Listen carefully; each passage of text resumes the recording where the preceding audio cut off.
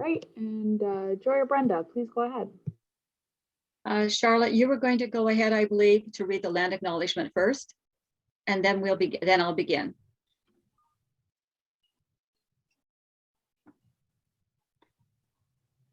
You're muted, Charlotte.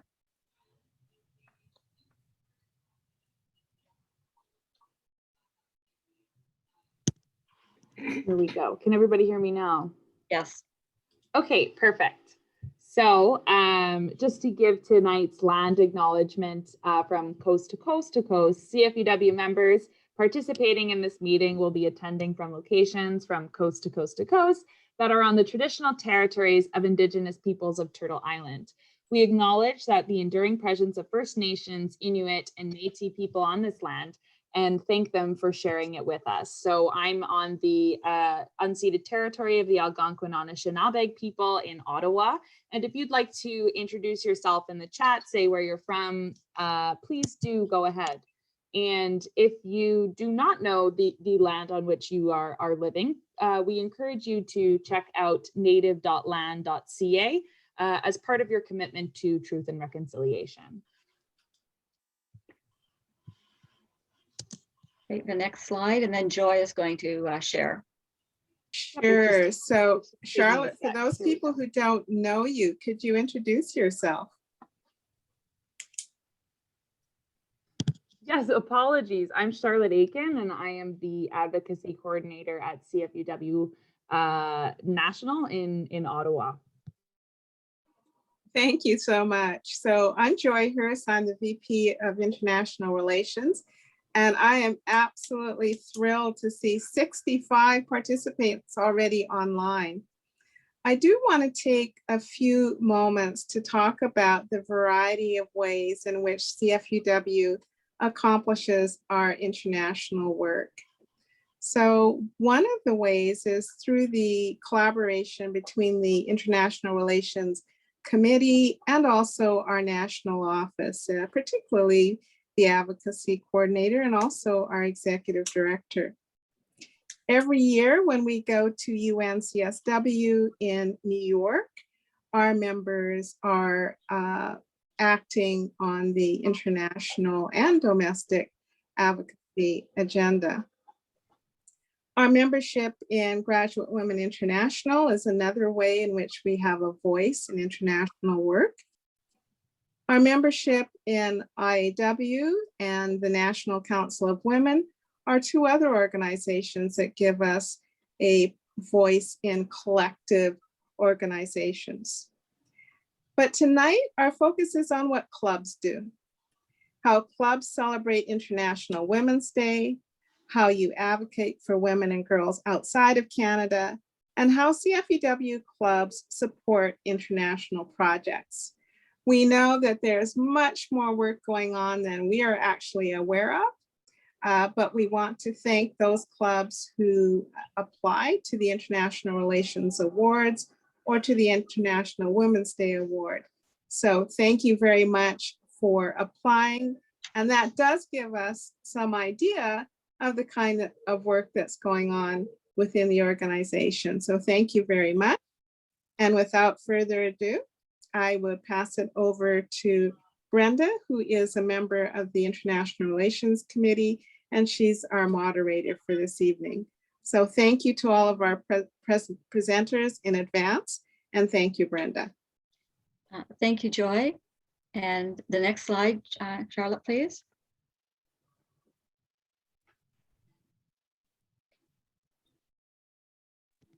Sorry, sometimes it takes a second for me to switch the slides, so bear with me. Here we go. Okay, thank you. Well, thank you, Joy. So good evening, good afternoon from wherever you are, coast to coast. And I am Brenda Robertson, and I'm pleased to be on the International Relations Committee. And welcome to this International Relations webinar today. Now, last year in 2020, 20 clubs responded to the International Relations Survey on their global outreach.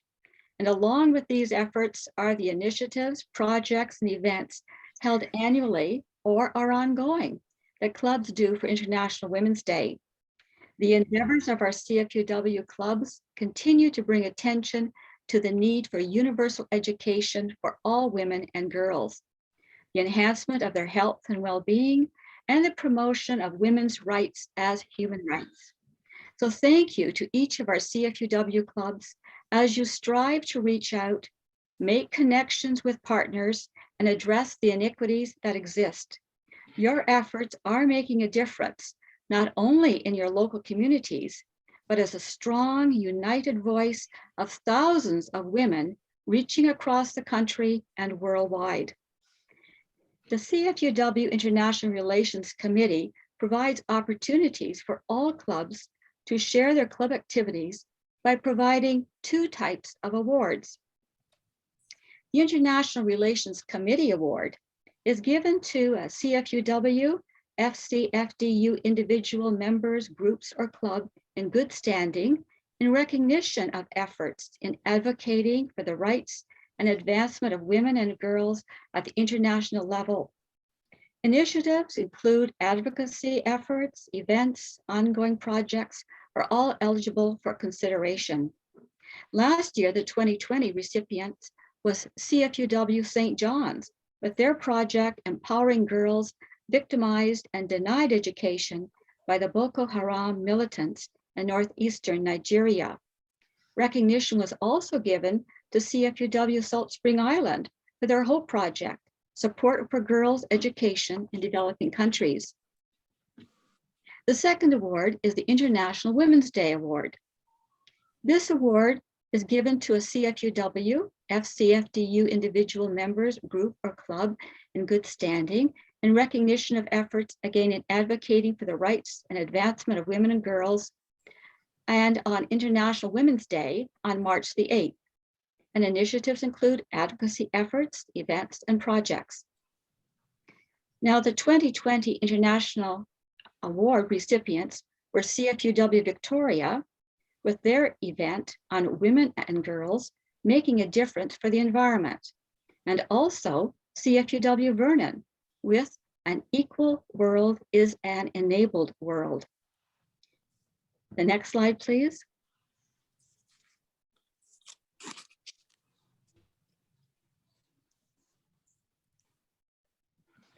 And it's my pleasure to introduce you to 6 clubs who will be sharing their initiatives this year. Each presenter will have 7 to 8 minutes to present, and questions will follow at the very end of all the presentations. And during that time, you may use the chat function to ask your questions or indicate with your hand signal from the participant function that you may wish to speak, and Charlotte will unmute your speaker. So the first one I'd like to introduce. Good afternoon, Hallie, and we welcome the opportunity to hear from you about your club's international work. So the next slide, please, and Hallie will present. Good evening, and thank you, Joy, Brenda, and Charlotte. Last summer, moved by news of endless violence and destruction in Afghanistan and the ongoing peace negotiations so crucial for Afghan women, I shared with Dr. Samar, founder of the Afghanistan Independent Human Rights Commission and our University Women Helping Afghan Women, CFUW Ottawa mentor, that our CFUW national president had written to our Prime Minister and to cabinet ministers about Canada's ongoing support in Afghanistan and asked what else we could do. She thanked us so much for our efforts and suggested we could perhaps ask other women's organizations to join our campaign. Meanwhile, Graduate Women International was promoting its National Federation and Association partnerships. We could design a CFUW project and share with another NFA. With a small core CFUW team, we applied to GWI, and before we knew it, GWI Netherlands expressed an interest in working with us. Together, we confirmed our theme, Afghan peace negotiations, their perilous significance for women in Afghanistan. The purpose of the project of our goal, it would be 6 months. And our goals to learn about the issues of the theme, to raise awareness of such, and to act. Slide 2. We would work separately in our own country on as opportunities arose and jointly as we could. I recognize and thank CFUW members and GWI Netherlands, and GWI and CFUW office staff who together made this project possible. So slide, what did we do? Throughout, we shared extensive reading material and webinar opportunities. We developed an advocacy toolbox now on the CFUW website. We held 3 joint business meetings with speakers and discussion, and in addition, invited GWI Netherlands to join our monthly UHA speakers. In Canada, various clubs used the International Women's Day Standing on the Bridge concept to stand together with signs of peace and support for Afghan women. The stand also served as the launch for our extremely popular Walk to Kabul. The Walk to Kabul involved 19 clubs across Canada and non-members as well, and GWI Netherlands. All learned about issues faced by women in Afghanistan and also about CFUW and GWI. Some 621 participants joined together to walk, ski, run, or cycle over 100,000 meticulously counted kilometers to travel from Ottawa via the Netherlands to arrive in Kabul in time to attend our April 24th webinar. To add even more interest, participants received engaging travel logs for stopovers along a carefully designed route. Popular hashtags on Facebook and posts shared on the CFUW National Facebook and with other clubs raised interest in the walk and theme. 172 likes were garnered with followers from Canada, the Netherlands, and Afghanistan. To further increase awareness of the Walk to Kabul, 2 CTV media events were held in Ottawa with a virtual conclusion of the walk at the Afghan Embassy. Both the Embassy of Afghanistan and the Canadian Embassy in Kabul actively supported the effort through social media. At its conclusion, both acknowledged our accomplishment. An imaginative postcard mail-out evolved during our Walk to Kabul when walkers wrote to their members of parliament from their stops along the route. More than 1,000 postcards were mailed, and some even wrote to all 338 Canadian MPs.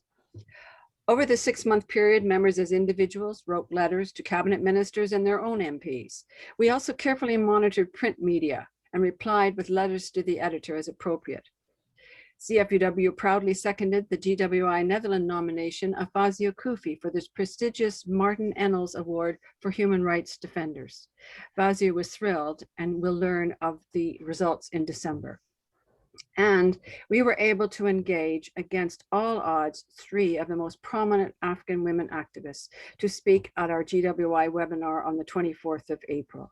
They included Dr. Samar, Dr. Habibi Sarabi, who is one of 4 women on the 42-member Taliban and Afghan government negotiating team, and Mariam Krami, Executive Director of Afghan Women's Network.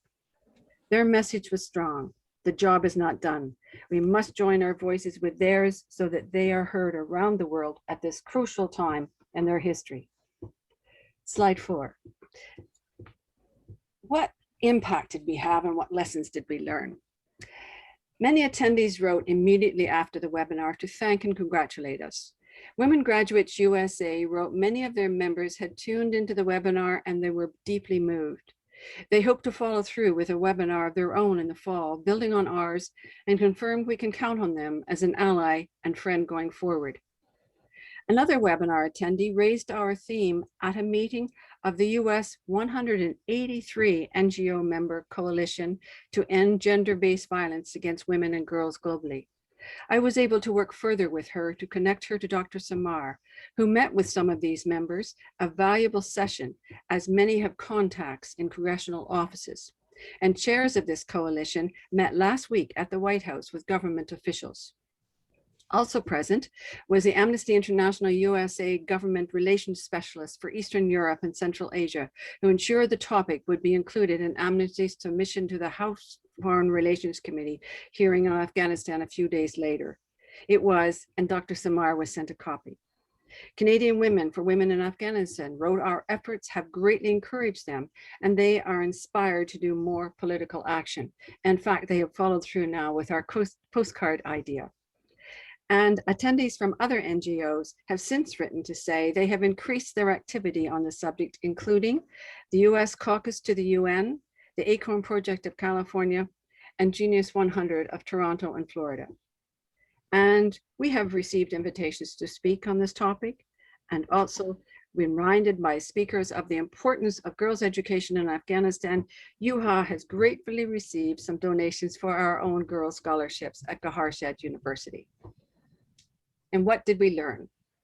Number one, graduate women provided CFUW. The next slide, please. Graduate women provided CFUW with a ready-made partner for our project. It also offered immediately and valuable access to a network of interested women around the world. Over 500 registered for our webinar from 27 countries. Number two, we learned the webinar is a powerful tool. Pre-COVID, getting 100 people involved in a dialogue like ours would have required a huge marketing budget, travel from Afghanistan, accommodation and food, conference hall expenses, and only those present could have heard the sessions. But our lesson, beware technical issues. They can happen anytime. To avoid extreme disappointment, our dominant advice would be to insist on a backup plan. Number three, we learned to ensure success to replicate a tried formula. University Women Helping African Women has succeeded in raising over $170,000 for girls' scholarships at Gaharshed University in Kabul by learning of the issues, raising awareness, and acting. Our project copied that formula.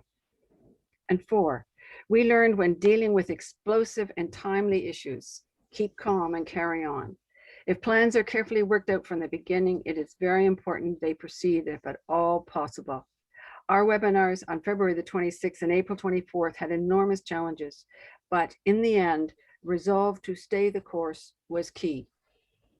Number five, we learned that there were a couple of levels of interest on our subject. Some were attracted to learn through creative activities and add knowledge as they went on. Others enjoyed these very active events like the Walk to Kabul, but also sought more in-depth information on our theme. And finally, we learned to listen to those in a position to know. Dr. Samar's suggestion a year ago to share our campaign with other women's organizations not only raised awareness, but as we have now seen, led to actions. In this perilous time for women and girls in Afghanistan, our speakers reminded us it was important to them, and indeed all women in Afghanistan, to know that they have friends around the world. Our speakers felt strengthened to have our international audience. We heard their message, stay with us. The problems in Afghanistan will not stay in Afghanistan. And they repeated, stay with us. The women of Afghanistan are members of a global community. And finally, continue financial aid to educate women. Thank you. Thank you very much, Hallie.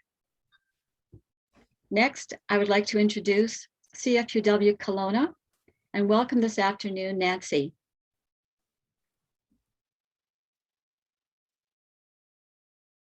Thank you. Our project is really a very simple project. We send money directly to a headmistress in a primary school in Balaka, Malawi, which is just out of Zomba. This started in 2006 when one of our members was working in Malawi for a year, going to various clinics and teaching them in the clinic how to help children with physical disabilities and teaching the staff there. She had a driver. His daughter went to the Bakita primary school. And when she left Malawi, she paid for the tuition of the child so she could continue in school. Currently, it costs about $80 per year for a child to attend, and that includes their uniform, their books, and their tuition. The average income last year for a family in Malawi, and we're talking US dollars when I say the 80, the average income last year, average, was about $525 for a family. The other issue is that many of the parents of these children died because of AIDS or were too ill to work. And this is a country where the women usually are the ones who till the fields and provide the food, and the men are the ones who work in the businesses or as houseboys or doing whatever they can in the market. So when Jackie McGarry, who is our member, who asked us if we would be interested, it was a resounding yes. And the money collected that first year by donations from our members was $1,884 that was sent in Canadian dollars. It turns out that in 1963 to 4, for 1 year, my husband was on a Fulbright teacher lectureship in Malawi, and I was teaching part-time at the school where he was, and we had a 2.5-year-old that we had with us at the time. And we were living on site at a government boys' school, which was a boarding school. Our primary school is not a boarding school, but we realized that with the extended family situation, even though our boys had their tuition paid and their uniforms provided and food provided, that when we would take some of them home to see their families during holidays, they would spend all of their time running from house to house to thank the uncles and aunties who were helping provide the extra funds that they needed to stay in school and to buy any of the extras that they needed. So when I was asked if I would take over with collecting the money, I was more than happy to do so because we had a very personal connection to the school. The original headmistress that Jackie knew was a Canosian sister, and I believe that order originates in India. And there has been a lot of personal contact with her, but she went back to India a few years ago to look after her elderly mother, who is about 20 years younger than I, and was replaced with another sister from the order who I have been working with and sending money to. And then this year she has taken over more administrative duties, and there is yet another headmistress. But what these women have done is they spread the money to as many children as they can to keep them in school. If they're not in school, the girls are usually married off by the age of 12. So to keep them in school is one way of not getting them married as children. And with the education, they are encouraged to go on to the secondary school. And there is a feeder secondary school that this primary school sends the students to. So we feel that we have probably managed to keep between 230 and 250 students in school, at least until they have completed the equivalent of grade 8. And we have requested and have been told that they are also now helping some of the better students in the secondary school be able to continue in the secondary school. So it is an ongoing, very personal, there is absolutely no cost that anyone takes. The only one who gets any money is the bank for the wire fee each year. The money goes directly to the headmistress, who then provides it to as many of these children as possible. She did ask one year if she could use some of it to buy a TV so that they could use it to show documentaries and special things that would be a benefit to the students. And we said, of course, absolutely, they could do that. Next slide, please. So it's a country where AIDS is still a problem. I heard from the headmistress about 3 weeks ago that much school did not happen last year because of COVID. It will be starting again in the next couple of months. They are beginning to get vaccines. She said the school population was not too badly hit by COVID, but it is still a huge problem. But AIDS is still a problem, and many of these children are still without parents who can provide money. So they are relying on extended family as much as possible. Last week, I was able to send $2,300 Canadian to the school, which makes the total that we have sent close to $23,000. So what have we learned? It's a little bit different. We've learned how grateful and how much we have and what we can do to help a population that is so decimated by poverty. It's about the third poorest country in the world, but they have hope and they are thrilled with anything they can get.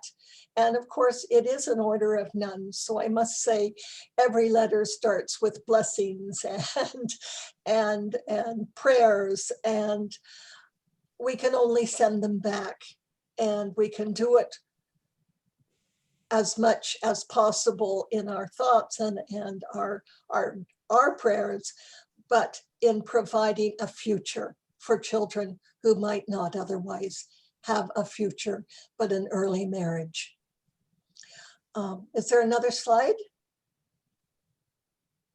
No, that's it. Okay, I find it very hard to get things because of internet, and so I don't have slides as recent as I would like.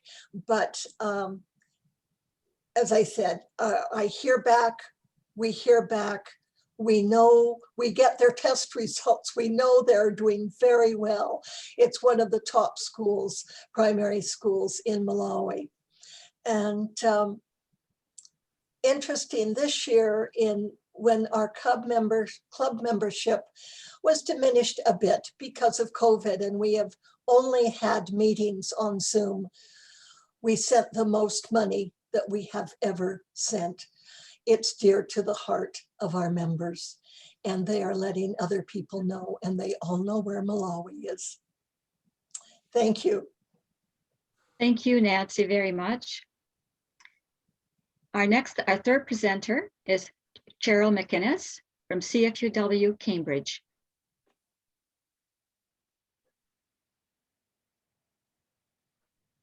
Cheryl? You may have to unmute, Cheryl. Cheryl, I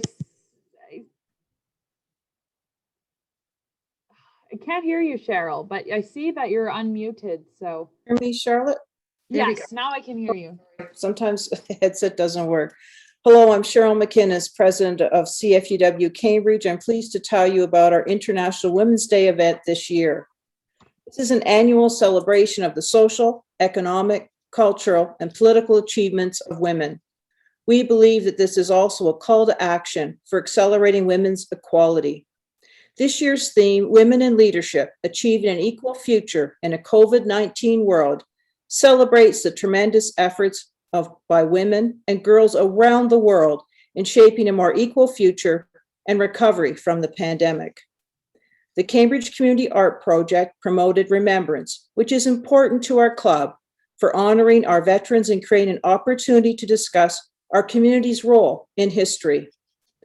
This is the one yearly fundraising event for our scholarship fund. The academic achievements of our 3 winners this year were highlighted, and a request for financial support for future applicants was made. This is a challenging time for students to find work to support their studies. We partnered with the City of Cambridge's Celebration of Women and collaborated with the Cambridge Poppy Project leaders. Oh, next slide, please. Our 9th annual International Women's Day breakfast was virtual this year. Our planning committee, chaired by Kathleen Schrum, met virtually by Zoom and used email and many phone call conversations to prepare. We held a technology rehearsal a week prior to the event to address technical issues. We were successful with one recording and minimal editing. I chaired the event and my husband Miles provided technical support and hosted the event for us. We pre-recorded our event and offered it by YouTube link to our guests from previous years. The event poster and participants' invitation letter contained a link to our video and a donation request. Donations were made online or by mail to our treasurer. The video is available on YouTube. We posted our event on social media accounts, including Facebook, Instagram, and LinkedIn. The event was promoted on our website and the City of Cambridge site. Our event was shared in the CFUW Ontario Council News and CFUW Club Action newsletter. Cambridge Councillor Donna Reid is a committee member and brought greetings from the City of Cambridge. The featured speakers, Sue Sturdy, Pam Wolf, and Jane Herring, shared their personal community leadership journeys with the theme, Choose to Challenge, and the Cambridge Poppy Project. Lessons learned. Oh, next slide, please. Our virtual event was viewed by over 300 people. The recording was viewed by many people that could not normally attend due to their work schedule or distance to travel. Previous in-person events were limited to 200 people, the capacity of the room. The scholarship donations of over $4,000 were greater than previous year's events. There was a door prize draw for all donations received within 2 weeks of the event. We think that encouraged people to remember to donate. There were no overhead costs, so all donations went to the scholarship fund. Our previous breakfasts at the Galt Country Club have been well attended by leaders in our community, as well as our members. Elected officials at all levels of government attend, and the election years are great because the candidates like to attend and be observed and noticed. I consider it the best social event of the year, but I may be biased. We are supported by club members, friends, family, as well as CFUW members from other clubs in Ontario. Our scholarship winners are invited to attend our breakfast. Their academic achievements are highlighted, and we're able to introduce them to attendees in their field of study, which I think is a real win-win for everyone. We sell out most years, and people ask us weeks before when they can buy the tickets. I am pleased that our club overcame the challenges of COVID-19 to provide a virtual event, and I look forward to an event in person next March, if it is safe to do so. The Cambridge Poppy Project is a community art project of remembrance that will be created using handmade poppies to honor our veterans. 6,000 local soldiers served in World War I, World War II, and Korea, and over 400 died for our freedom. Most recently, a young local soldier lost his life in Afghanistan. Over 7,000 young women trained in Cambridge for Women's Royal Canadian Naval Service. Military service by women contributed to further rights for women after the war. The Poppy Project achieved the goal of 10,000 poppies and then changed the goal to 20,000. There have been over 15,000 poppies donated to date. CFUW Cambridge members continue to make poppies, got one here, and spread the word to family and friends. Poppies have been received in the mail from across Canada. We look forward to observing this important art display in November. Next slide, please. This picture features a community art project led by Sue Sturdy, that covered the Main Street Bridge with knitting donated by Cambridge citizens. This bridge has also been featured in many movies and TV series. Cambridge has a long history in the textile industry, with many mills producing wool for knitting and wool fabric for the clothing industry. The textile industry in Cambridge brought many young women here during World War II to work in these mills, that made fabric for military uniforms and wool for soldiers' socks. CFUW Cambridge was founded in 1954 and has been granting scholarships to young women every year since then. CFUW Cambridge is one of the longest continually operating women's group in Cambridge and has always had high visibility in the community, from bringing live theater to the community in the 1960s to this year's virtual event. This club has always followed the path to choose to challenge. Thank you for inviting me to share our International Women's Day event information with you. Thank you. Thank you very much, Cheryl. I know I'll be standing in my order. Thank you. Our fourth presenter is with CFUW Milton and District, Elaine Reed. Thank you. So for the past few years, the Milton Club has had a lot of success during the International Women's Day campaign with our local marches. Obviously in 2021, we could not do that. And we also felt that maybe people were a little zoomed out. So we decided we wanted to do something a bit different. So we took a three-pronged approach to International Women's Day, and I'm going to talk to you about each of those prongs. So the first one, if we can switch, is the 1-week social media campaign. And how we set that up was each day had its own specific theme or message that we were putting on social media platforms with its own imagery, its own text. An example might be, I think March 3rd was about data regarding pay inequity. So that culminated on March 8th with a posting of a video I'll talk about in just a minute. Now, the results of this campaign were excellent. Our Facebook and Instagram followers have increased as a result of it. We reached over 10,000 people with our social media campaign, which was very exciting. That was our first prong. That was the social media campaign.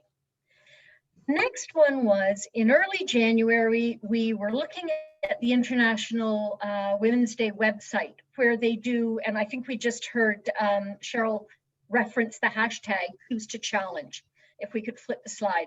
And what we thought might be fun is to take the stance that they were using, the hand raised and the hashtag choose to challenge. And we thought, could we maybe get 100 people submit their selfies that they had taken, and maybe we could put some sort of a collage together. So we reached out to club members, we reached out to obviously the organizations that had paraded with us in our local marches, because obviously it was dear to their hearts, and to other local organizations. And I have to say, by mid-January, honestly, we were thinking, oh, please, Lord, let us get 20. We will settle for 20 selfies. But by mid-February, over 130 people had submitted selfies to us. And there was such diversity. The participation from the young people was terrific. Our youngest participant was 5 years old. Our eldest was 91. We had a real diversity in terms of the clubs and types of people that participated. Our local curling club, the African Caribbean Club, the Scouts Canada, many of the schools. And we took all of these selfies and we created a 90-second montage video that we posted on March 8th on our website. So Charlotte's going to share that 90-second video with us now. And I've been notified that there's some weird bars Yes, going on. I can Is that tell you still happening? that's every time. That's anytime you click on the bar at the top to maybe let people in, the box that you're working in shows up on the screen. And if you pull it to one side, you can often get rid of it that way. It's that sort of thing that's causing it to happen. Interesting. Okay, perfect. Here, I'll try this again.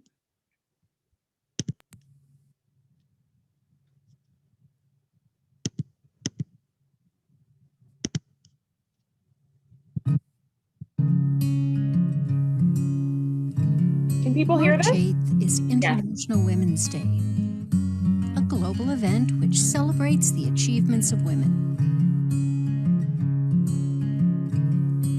The day also marks a call to action for accelerating gender parity, and this year in particular, with women having been the hardest hit by the global pandemic, this message is more important than ever.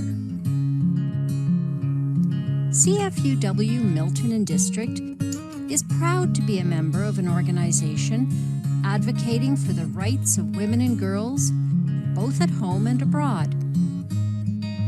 And we join with over 100 Miltonians and their friends who have raised their hands to show that they choose to challenge. From challenge comes change. Collectively, we can all help create an inclusive world. On March 8th, join all of us at CFUW Milton District. Show your solidarity, raise your hand, and choose to challenge. To call out gender bias, to challenge inequity, and to make a positive difference in the world.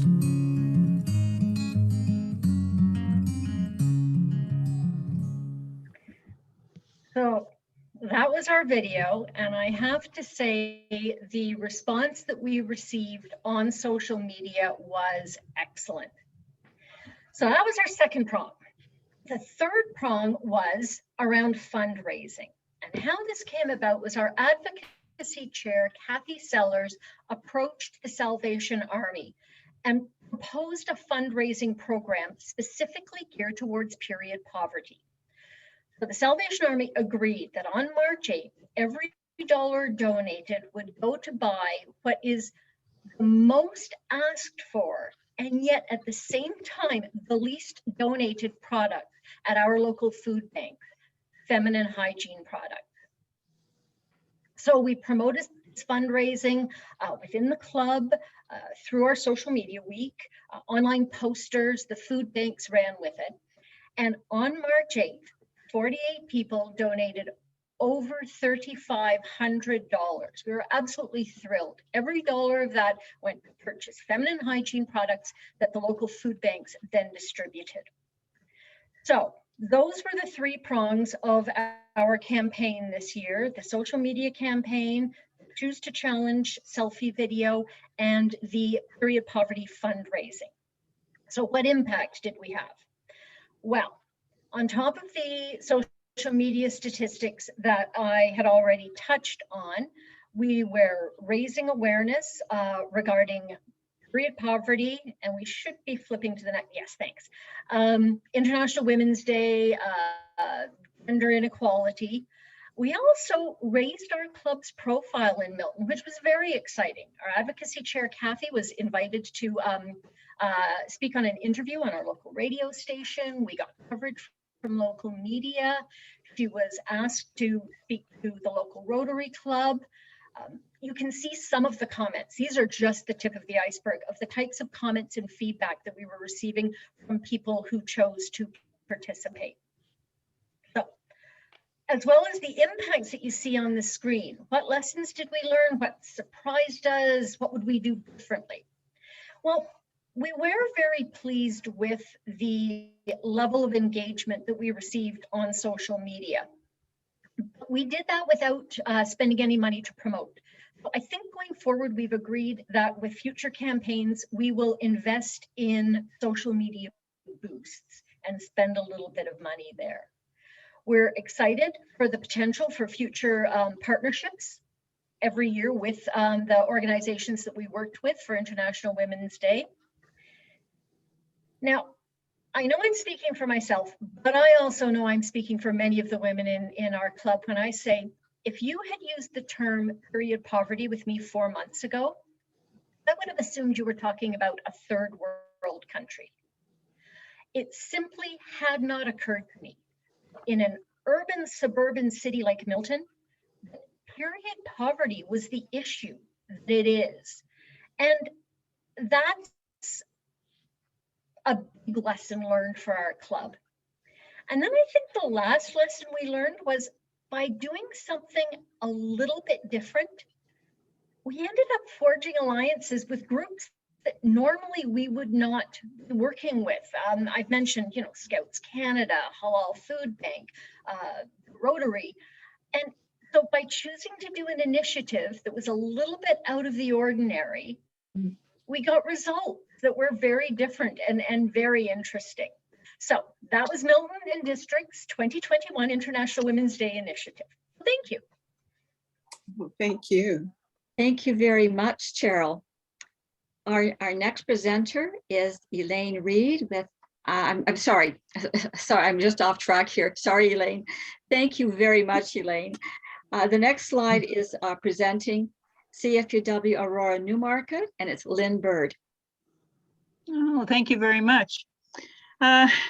We celebrated International Women's Day on March the 8th with a guest speaker. And then the weekend following that, we celebrated Women in Film with the Lunafest. So I'll speak to both of these. I'll start primarily focusing on our guest speaker, which was Dr. Cynthia Wesley Eskimo. She's spoken at several CFUW clubs, so some of you will be familiar with her and her messages.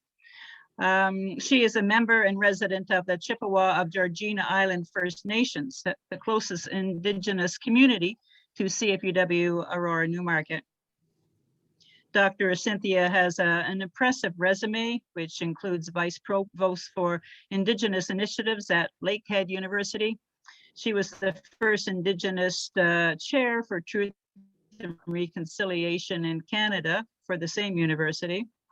A board member for the Teach for Canada nonprofit, which addresses the needs of Indigenous schools in Northern Ontario.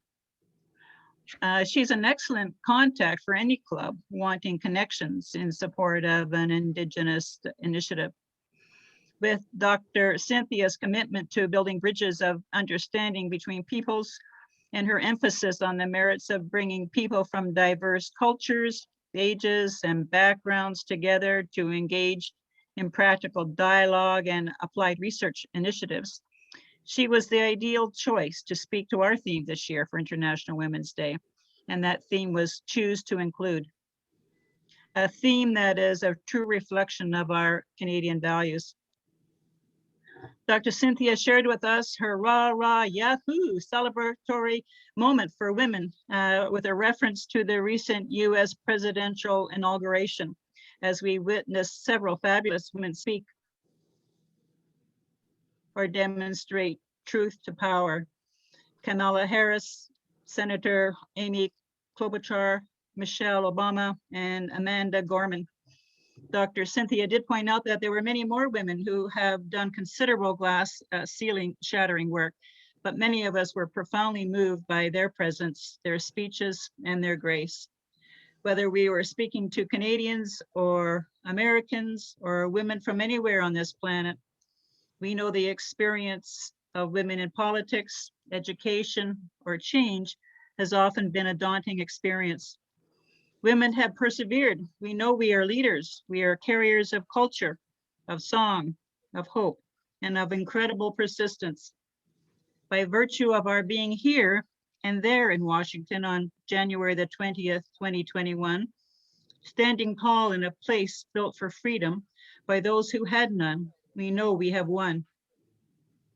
Dr. Cynthia's celebratory comments were inspirational and valued by those in attendance, and we looked for more. We needed more understanding of the challenges facing our Indigenous communities and how we can help.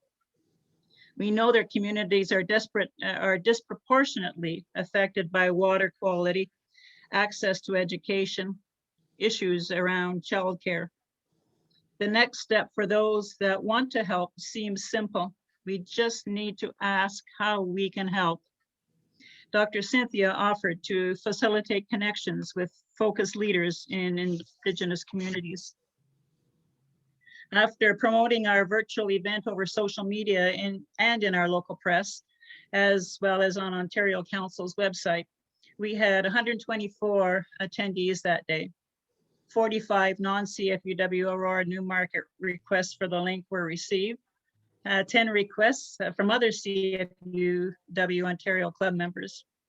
One attendee was the president of the Rotary Club of Newmarket, who followed up with an offer to partner with our club in support of an Indigenous project.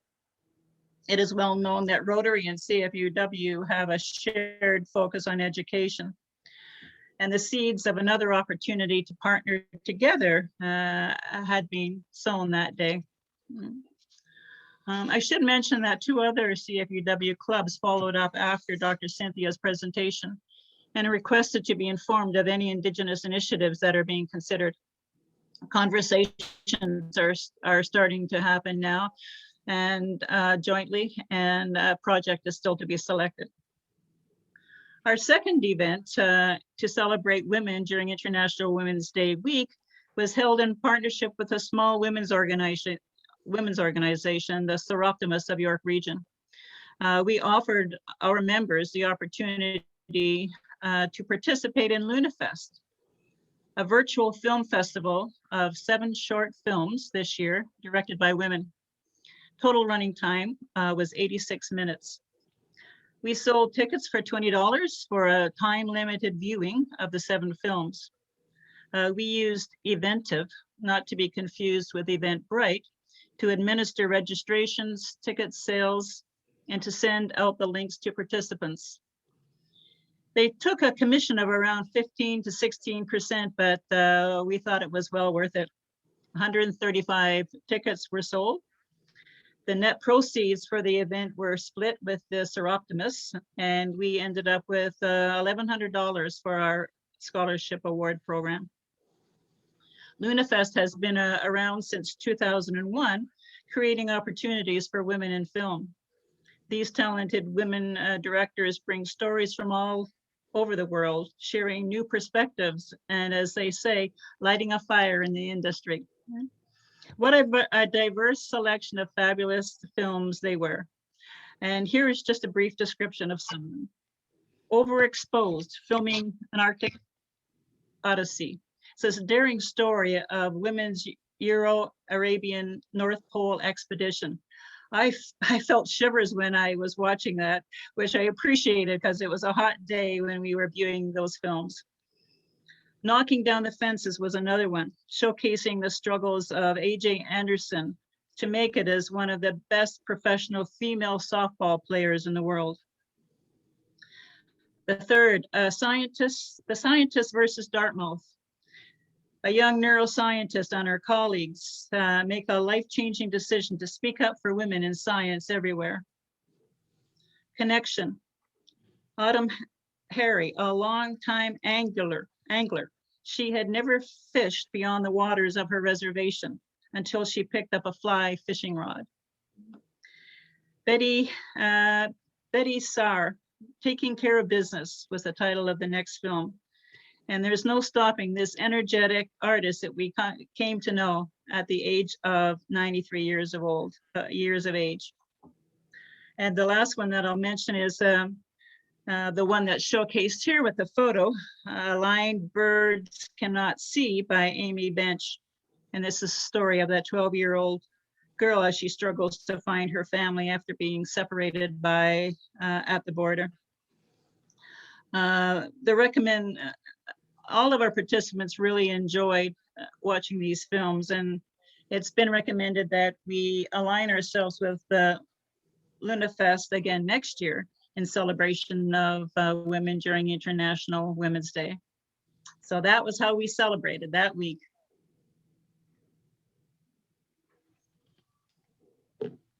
That's it.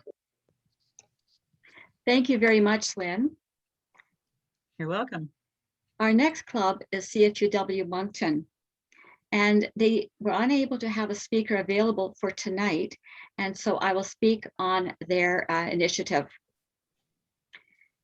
The UN Women's theme for International Women's Day 2021 is Women in Leadership, and with a view to spreading female positivity, CFUW Moncton chose to express their gratitude to many women who have been or are still leaders in their field, be it locally in the Moncton area, in New Brunswick, in the Atlantic provinces and across the country. All their members were invited to nominate as many women as they wished to build the thank you list, and members participated in handwriting the thank you cards. Now, for cards destined for women leaders who are not aware of CFUW, they included a CFUW information insert. Next, thank you. In this age of digital mass communication, what stands out is a sincere, handwritten, personal note of gratitude for being a leader, for being a role model for young women, and making a difference in our world. Being a leader, especially during the COVID crisis, carries an even heavier challenge. And as the pandemic wears on, all leaders, formal and informal alike, need our words of recognition to support them as they continue their important work. Those leaders who came before receive our thanks, as they were the ones opening doors and shattering glass ceilings that the rest of us may pass through. The thank you cards opened with Happy International Women's Day, and they were sent to a wide variety of women across all groups.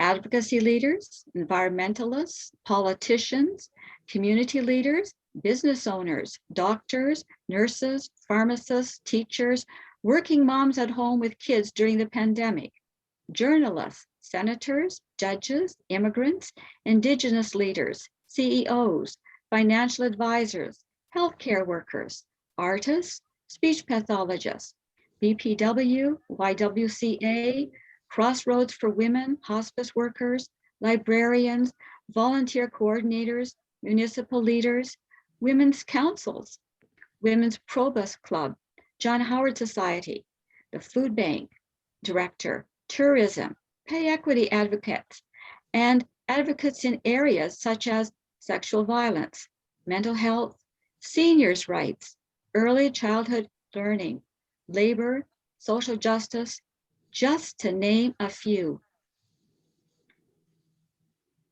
About 60% of the membership participated because they could not gather in large groups. But leaving you with these quotes from CFUW Moncton. Women who by example build us up, challenge us, and make us better have a remarkably positive impact on the ability of all of us in this life.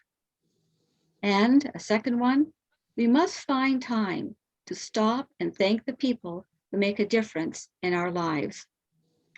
Thank you to CFUW Moncton. Now for questions for the presenters.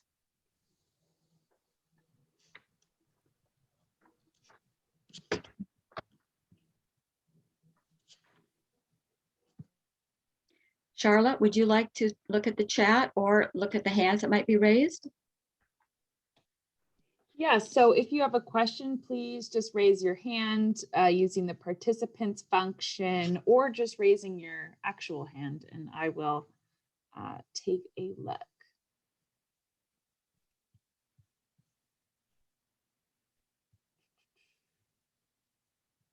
Yes, Joy, please go ahead. There's a question about additionally slides from this evening, and we will definitely be sending those out. No problem. And what will be the link that we can view this later, Charlotte? I'll upload this to our YouTube channel.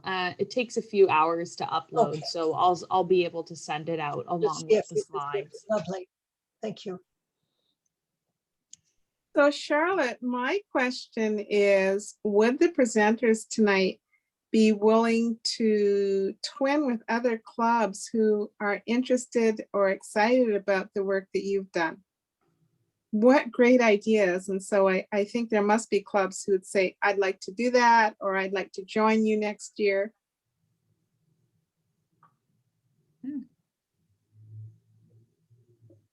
For sure. I see. Absolutely. Yes, absolutely. I see somebody has commented about the Lunafest, that would be a great thing to share with other clubs. Mm-hmm. It is a great fellowship event, even with COVID. There were women getting together, especially if they were already in your bubble, you know, to sit and share and watch these films together. So it had it was a good feel-good event to be part of.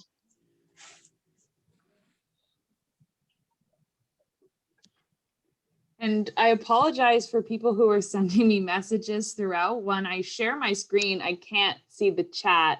And when I had inadvertently kept the spotlight on Elaine, and then when I was checking the chat, that's what was making all of those bars over. So I was just scared to click the chat. So I apologize for having Elaine's spotlight on for a bit too long. I'm just seeing the chat now, sorry. And I don't see any hands. Judy, there's.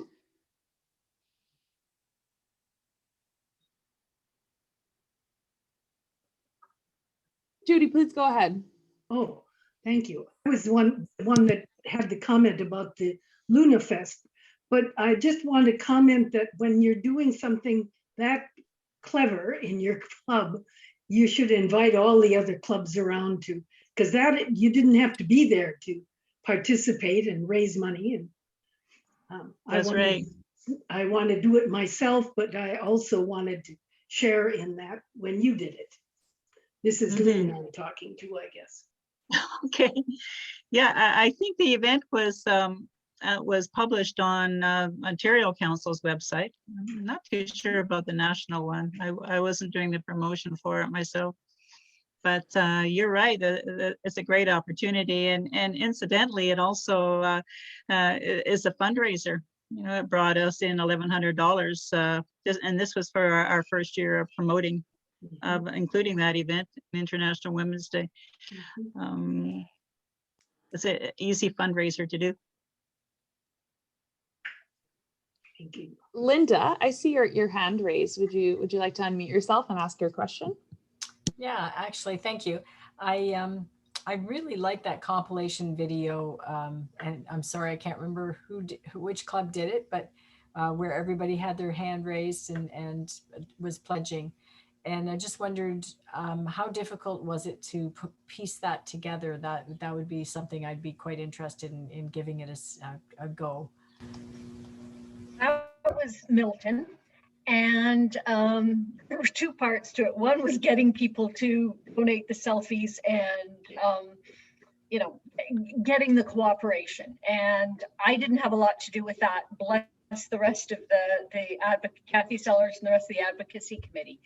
The video itself, I bought myself a little COVID present, and I bought some video software. And by the time I was finished, I had learned a lot, and it would not be so hard to recreate. It was work. It was a lot of learning, but it was a lot of fun too. So yeah, I had bought some software video for myself called Camtasia, and that was how I was able to piece it together with the music and the whole bit. Okay. Well, it sounds doable, Elaine. You'll be the expert now, so you'll be my go-to. Thank you. It was really inspiring and very well done. I liked the voiceover part. I liked what was being said. It was kudos. We did a second video that bragged about our marches from previous years. It was a little 30-second one, and it was shown on one of the days of the social media as well. And it was very easy to put together.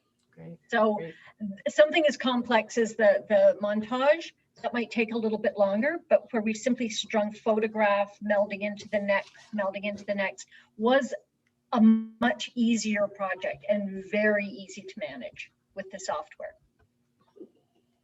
Thank you. I would just like to observe that everything is easy to the person who knows how. No, but to be fair, I didn't at the beginning. God bless Google. I had never done anything of the sort before. So when I say montage was harder, first one, it really was easy once I looked up how. So you know, I know what you're saying, but I'd never done anything like it before, so. Good promotion of lifelong learning, Elaine. Cheryl, there's a question in the chat for you about, did your club need permission to demonstrate the knitting art project on the bridge? Oh, yes, Sue Sturdy was a speaker and she gave us that slide to include in her presentation, and we have permission from Sue, the artist, to share. There have been many pictures of that bridge, but that was a very nice one. The next hand, I believe, is Catherine or Joy. Is your hand still raised from the last time? No, this is a new question. Oh, new question. So let's go with Catherine, Joy, and then Susan. So I'm just so impressed by all these projects. I'm just blow you away. And I know that they were adapted for the fact that we're in a pandemic. And I just wondered if you've given thought to how you might, and this can go to any of the panelists, how you might continue this momentum when we get vaccinated and we can actually meet people again and have in-person meetings. Because I think this has just been amazing, the way that clubs have come together across the country. I mean, Hallie's walked to Kabul every day. There were people posting where they were. You know, we saw the challenge, you know, I choose to challenge pictures. There's so many wonderful things happening. Will you do the same thing next year when you can actually meet in person? So open to anyone, and thank you all. It was wonderful. And thank you, Joe, for organizing it, and Charlotte, of course. So from Kelowna, Catherine, yes, we have done this since 2006, so we'll be continuing next year. Milton always seems to do something different. Sorry. I think the walk to Kabul has many possibilities, and it was incredibly popular. 621 participants and from several countries. So and the postcard effort too was a great advocacy tool. So I think we're taking a break right now, but with a fresh new start in September, maybe we'll think again. So thank you. Well, in Aurora Newmarket, we hope by next March that we'll be able to go back to our in-person meetings that we have on March the 8th, where we invite a lot of other local women's group to join us with a speaker, followed by a walk to the bridge in recognition of that meeting on the bridge many years ago after the Rwanda genocide, you know, between Rwanda and Congo. So we do walk in partnership or in solidarity with these women to say no to war, yes to peace, in the hope of full equality. So we'll get back to meeting face to face, hopefully, but we'll probably add on another event like Lunafest. That seemed to be a very popular one. I just like to say Jeanette and I are great promoters of the Governor General's Award for Volunteerism, and very easy to nominate. I know it was mentioned in the Club Action newsletter, but it's a great honor, and we have so many great volunteers in CFUW that aren't recognized, and it not only recognizes the person, but also the organization. So, you know, I'm working on my fourth nomination of people, and you know, all of our groups have any number of people who would qualify. So I really promote it. And also the Golden Night of the Year happening to support homeless people is another one that's right across Canada. Kathy Sellers here, Milton District. Will we do it again? What will we do next year? One takeaway that we did get from our social media campaign was that our traditional marches gather about 200 people plus passerbys who see us go. So we do have an impact. what we learned is that a social media campaign has a far wider impact on a daily basis than a 1-hour march. So next year, would we consider a hybrid of a march and some sort of social media activity? I think we would, because just the impact that we raised this year was so immense. And of course, the period poverty initiative was new this year. The Salvation Army and Halal Food Bank were very interested in continuing that partnership with us. So we see that as becoming an annual International Women's Day initiative. Thank you. Thank you. Perfect. Thanks so much. Joy and then Susan. So Hallie, thank you. I had a question. Your project was 6 months. And what are you thinking for the future? Will it be another 6 months? It's interesting to me that you've chosen to confine the period so that you can do a piece, take a break. What are you thinking will come next? I'm not really sure. I think that we see advocacy as very important right now because things are changing so quickly. And the project that we worked with and with the Graduate Women International Netherlands really were keen on just the 6-month period. And that was good because we worked really nonstop. And it was good to have that period. And now we can take a break and see where we might be effective in the future. It's really hard to tell now because everything's on hold. And yet everything is so crucial. So it was exciting actually to hear today from some of the American participants, and their comments to me were that they were very grateful to be involved because they saw the issues from a different perspective, from the American perspective. They saw it from a new, additional perspective. So that was very exciting in itself. And they are planning to do some work next fall. So we might think about working up with them. We'll just have to see where it takes us. So thank you, Joy, for your support.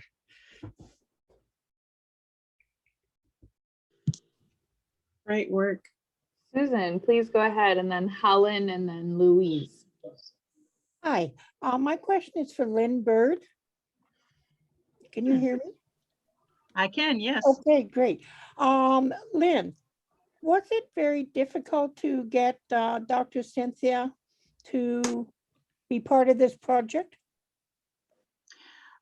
She was very, very gracious with her suggestions, advice, and her availability. Actually, very willing to provide us with connections when we were ready to receive those connections. And she responded to my emails pretty promptly. Yeah, so we were pleased.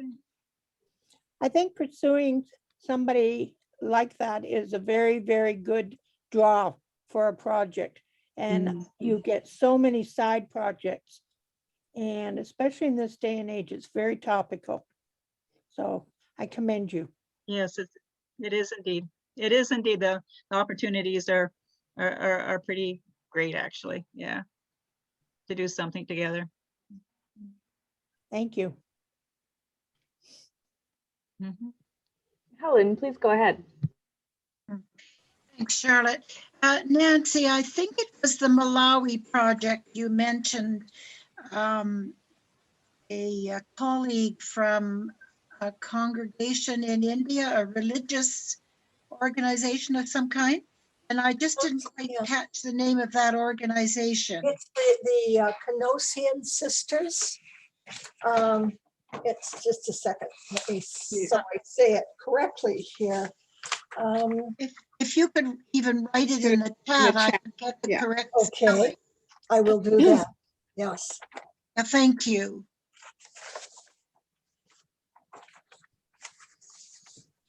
Thanks, Nancy, for writing that. And Louise, please go ahead.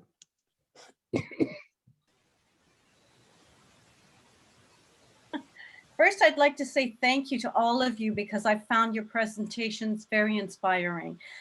So it's given me a lot of different questions. I don't have a specific question per se, but more of a general comment. I found through many years that our CFUW members are very generous when we have fundraisers. And that's always been wonderful to be able to work with people who give so much of themselves. But I've always thought we've overdone this thing that says self-funded, that I always felt that we would do better and more if we would reach out into the community and get from their pockets to serve these donations and things. So I'm particularly keen on talking to everybody who did something that was more of an outreach rather than reaching within.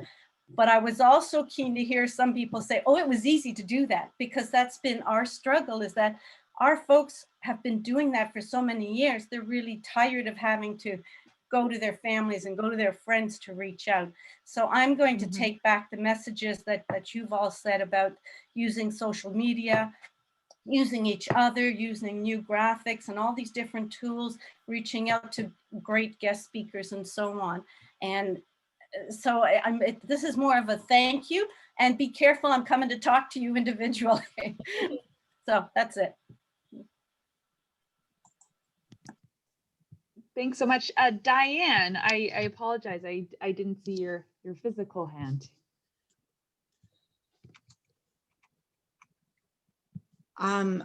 First of all, I just wanted to say that these presentations have all been superb and very different.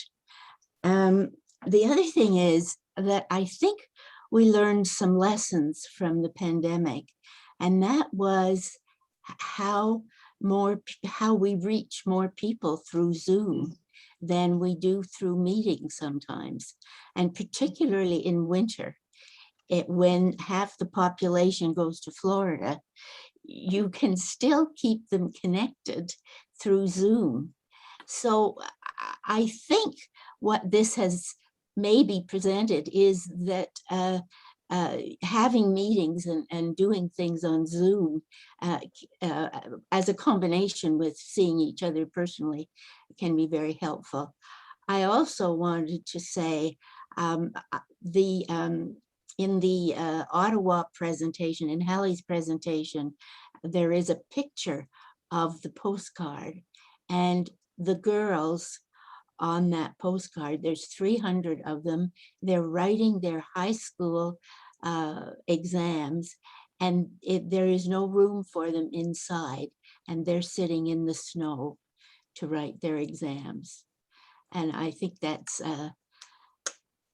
quite an extraordinary thing. Anyway, thank you very much, everyone. Karina, you were clapping, but I didn't know if you were raising your hand. Thanks, Elaine, for checking that out. Sorry, you're muted. Karina, I just thought you were very enthused.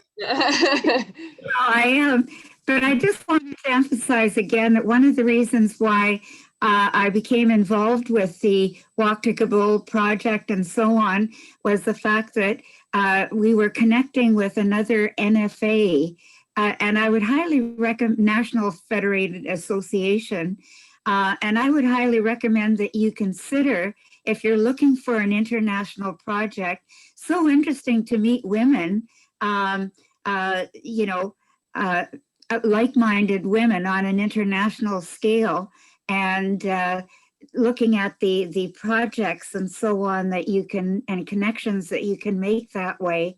So that was very valuable. The other thing that I was so impressed with was how quickly through GWI we could reach out to 27 different countries in the world. Like, we have a tool there that allows us to reach a number of NFAs around the world and like-minded women. So keep that in mind. Maybe you might want to develop another international project along those lines.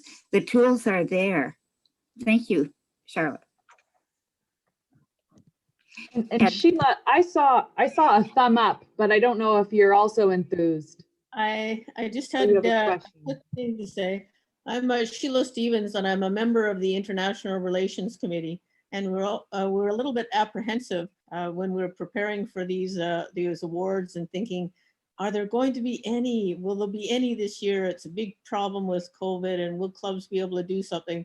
And I must say, we were so pleased when they came in, and they were so different, and they were so involved. And the presentations tonight were just just great. So and again, they were just so totally different. And I think it's going to give a lot of enthusiasm to other clubs to say, hey, this is something we can do here or there or anywhere. And so I'm thinking it's just a great uplifting evening. Thanks to all the ladies who presented, for all the clubs that did this, and for all of the work that you put into the background for International Women's Day or the international relations, and for the excellent presentations that you gave tonight. Thanks a lot, ladies. Thank you. Thank you. Oh, sorry, I have to say one other thing. I just have to say, I put it in the chat for Cambridge. That kind of touched my heart, because my mother, who just celebrated her 96th birthday, was a Wren, a Canadian, Royal Canadian Navy vet, and she did her training in what was then, I think, Clinton, a part of Cambridge. So when I saw that came through, I thought, oh, that touched my heart. Anyways, very, very thoughtful. Thanks a lot. That's wonderful. Thank you for sharing. Marlene, did you have your hand raised? No. Any other outstanding questions? I'm scrolling through to see if I see any hands that I may have missed.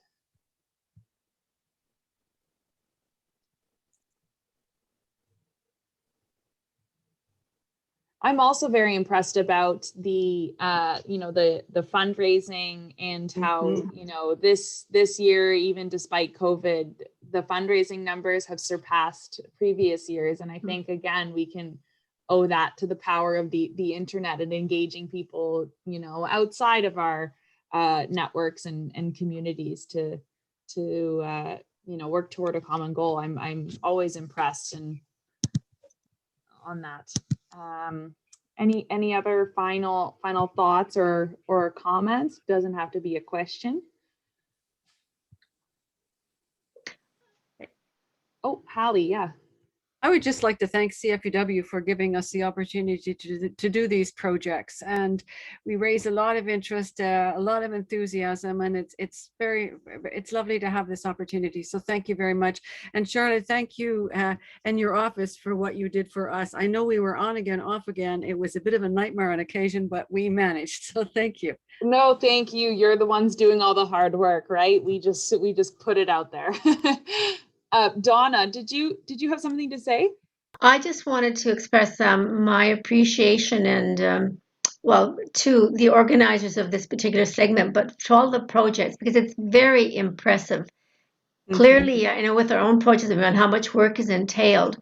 So the dedication involved and the commitment is inspiring. And I want just to thank all of you for that. That's all. So I could speak here perhaps, unless someone else is going to come in, but to each of our presenters, sincere appreciation for sharing your club's international projects and events. This is exceptional. It's exceptional work. And has already been said about the time and the commitment, but the passion that you brought to your projects and the outreach, phenomenal. And just before we have the final closing comments, Joy, do you have anything that you want to say? I do, and I'm going to struggle to be brief, but I really am so impressed about how creative each project is, and how much each project, the impact each project has had, even though they're all very different. So from the complexity of what Ottawa has done with the Afghan project to who was it who said, Nancy, who said that your project is simple in supporting students. Well, there's nothing simple about that. That's a very, very powerful impact. So I hope there's other clubs that will join you and double your efforts. So impressed by Cambridge and the influence and the impact that you've had, Cheryl, in your community, your local community. Is really exciting to see CFUW have that kind of impact. And of course, Milton, we're always wondering, okay, what are you going to do next? How will you top what you've done with the next year. What an impact in terms of social media. Lynn, again, Lynn Bird and Aurora Newmarket, how wonderful in a time that we're trying to understand more about Indigenous work to bring this speaker and what she has to say, the 7 sacred teaching. So every time I come on to a CFUW webinar, I learn there's something new. Moncton, in an age of digital work, what a wonderful idea to write thank you notes. You know, can we get 5 other clubs to do the same thing next year? So I'm really looking to see us grow this work, grow the diversity of the work, and grow how many clubs are involved. So we're very excited tonight. We actually had 70 people through most of this session. So that's excellent. So again, to all of our presenters, thank you, thank you, thank you so much. To our clubs, thank you.